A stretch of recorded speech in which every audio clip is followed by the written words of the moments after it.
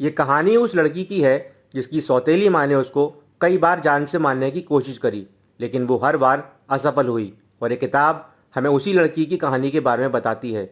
चलिए हम इस कहानी के बारे में बात करते हैं। विद्युत प्रभा मात्र 8 साल की थी जब उसकी माँ का देहांत हो गया। इसके बाद घर की पूरी जिम्मेदारी विद्युत प्रभा के कंधों पर आ गई।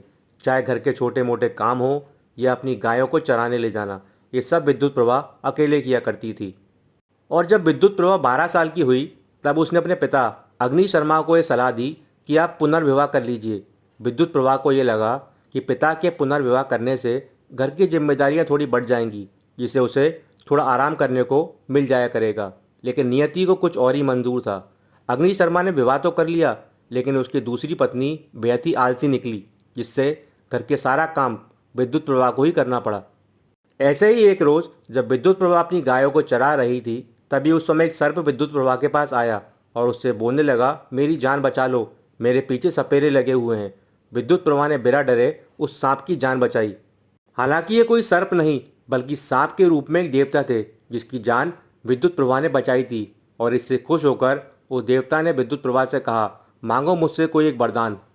ये सुनने के बाद विद्युत प्रभा ने उस देवता से कहा, हे देव, आप मेरी गायों के लिए एक छांवदार बगीचा मुझे दे दीजिए, जिससे मेरी गायों को कभी भी धूप का एहसास ना हो।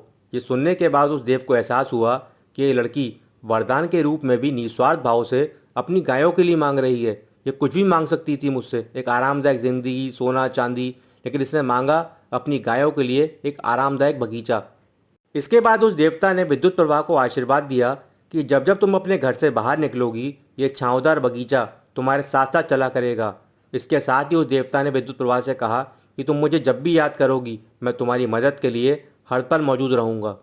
इसी बीच विद्युत प्रभा का विवाह हो गया पाटलिपुत्र के राजा से, और उसे नया नाम मिला आराम शोभा। हालांकि विद्युत प्रभा की जो सौतेली माँ थी, उसको बड़ी जलन थी विद्युत प्रभा से, क्योंकि उसकी एक खुद की बेटी भी थी और उसे लगा अगर विद्युत प्रभा मर जाएगी तो राजा उसकी बेटी से विवाह कर लेगा। और विद्युत प्रभा को रास्ते से हटाने के लिए उसकी सौतेली माँ ने कई बार उसको जान से मारने की कोशिश करी, हालांकि हर बार वो असफल रही। और इस कहानी से हमें यही सीखने को मिलता है कि आप निस्वार्थ भाव से अपने कर्म करते चले जाइए। जो भी आपकी डेस्टिनी या भाग्य में होगा वो आपको अवश्य मिलेगा। जैसे कि विद्युत प्रभा के भाग्य में लिखा था कि वो पाटलिपुत्र की महारानी बनेगी, और उसकी सौतेली माँ और उसकी बेटी को देखिए, जिसको पाटलिपुत्र के राजा ने हमेशा के लिए राज्य से बाहर निकाल दिया। मैं आशा करता हूँ इस वीडियो से आपको कुछ नया सीखने को मिला होगा। वीडियो अगर आपको अच्छा लगा हो तो मेरे इस वीडियो को लाइक कर सकते हैं, चैनल को सब्सक्राइब कर सकते हैं, और वीडियो देखने के लिए आप सभी लोगों का थैंक यू।